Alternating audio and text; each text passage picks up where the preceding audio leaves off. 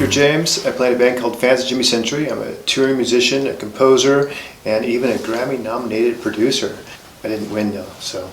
Anyhow, what I'm here today though is I designed custom backing tracks for a lot of the big bands you see today, and even a lot of the cover bands you see today. So if you're at this video and you've been searching for custom backing tracks or backing tracks, then you know what backing tracks are. If you just found this video on accident and you're in a cover band and you're not quite sure what backing tracks are, I'll explain it to you real quick. Backing tracks, pretty much most of the big bands you see today, you know, the Lady Gagas, the Katy Perrys, the Fans of Jimmy Centuries, even a lot of the country western bands, and pretty much most of the hip hop bands, they all have backing tracks. And even though they might have bands on stage, the reason they have that huge sound and they sound perfect is because they're playing with backing tracks. You know, I'm not saying that they're not all playing, they're not all great musicians, but when you're dealing with CD quality in a stadium, you got to bring out that sound and make sure all the elements are there and they have backing tracks. So what I do is I design custom backing tracks,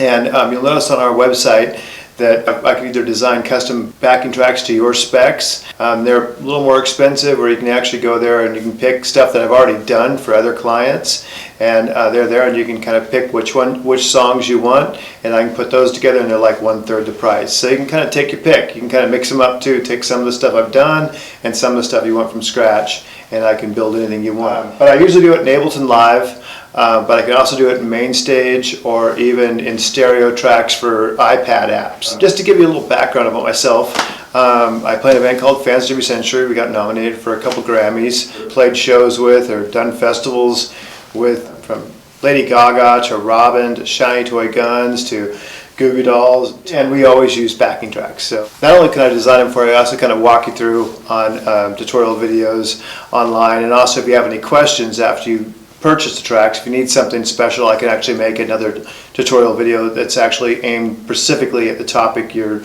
looking at, and get that over to you. But like I said, I can do it usually Ableton Live is my main thing, and that's the best one, because with Ableton, let me tell you what's cool is if you're in a cover band or a touring band, Ableton, you can actually set it up so a MIDI clip, after you have your tracks in, you can have MIDI clips that'll actually run all of your MIDI controlled foot pedal boards for all your instruments, and I'll actually have tutorials that'll actually show you how to do that, and it's really easy. It's pretty much you play the song and then set up your MIDI and play your foot pedal board, and after you're done with that, you press play, it plays it all back, and so your foot pedal boards are going. You can program your lights, so with a DMX controller that's MIDI, your lights will be ran off Ableton, so all you're doing is basically hitting the song, your whole show goes. That's why we use it, and that's why most of the big touring bands that I design sets for use Ableton. There's also MainStage, which is actually a really good DAW too, and it's inexpensive, so it's nice, and I do design sets in that, and also I can even do stereo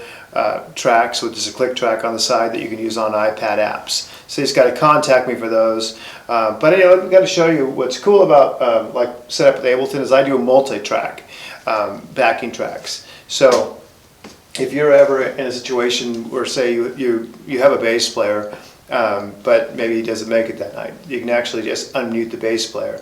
Or you want backing vocals one night because you don't have enough backing vocals on stage, you can unmute the backing vocals and have backing vocals going. But say you have too many backing vocals on stage, you can mute those. Or say you have a keyboardist one night but not another night, well, you can unmute the keyboards, have it when you don't have the keyboard player. If the keyboard player shows up, mute him. If the keyboard player gets too drunk, can't finish the show up, just have them sit back there and fake it, unmute the keyboards. Or yeah, there you go. It's not going to sound very good because it's going through the microphone on my camera, but I'll play it, you'll get the basic idea.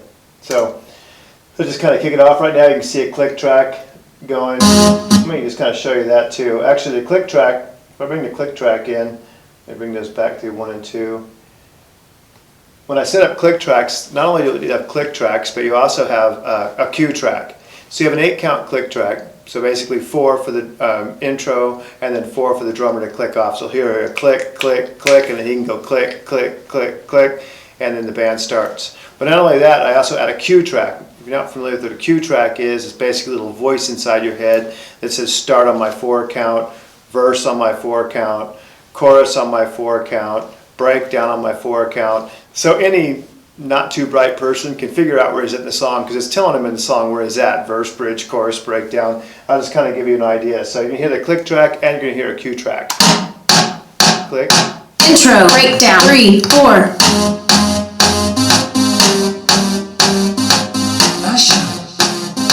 Verse, drums, 3 and 4. So we back in the club, everybody's rocking from side to side. Those eyes, Breakdown, 2, 3, 4. Chorus, 2, 3, 4.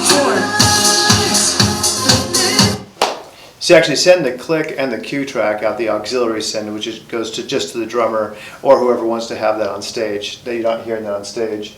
I'll show you how we can go through and cut out other players.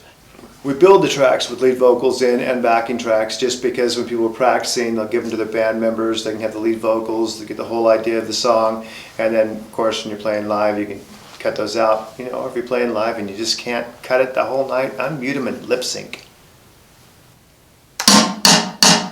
Intro, 2, 3, 4. Verse, 2, 3, 4. Feel the click.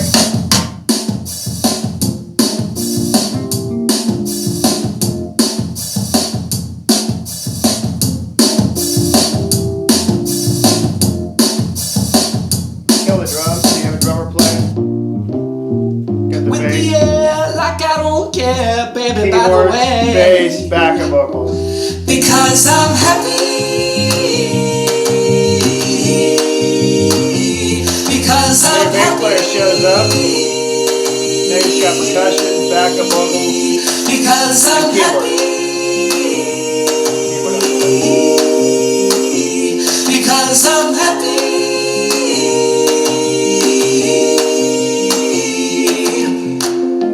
And of course we have backup vocals there on stage, don't need the backups, mute those. Now you just got just keyboard and percussion going. And that's pretty much easy. I mean, how it works. I mean, you can actually go and there's a lot you can do with it. You can pre-mix the whole thing, or you can send each individual track, if you have a big enough sound card, out to the sound guys so they can actually mix each individual track per song. That's not usually the way I do it, or most bands do it. They mainly just mix it once and forget it. You know, send 2 outs out to the sound guy, and you know, that's about it. But anyhow, that's a custom backing track, and that's a custom backing track built right. So if you have any questions, please contact me. Just go to backingtrackscustom.com. I'm Victor James, and hopefully I'll talk to you soon.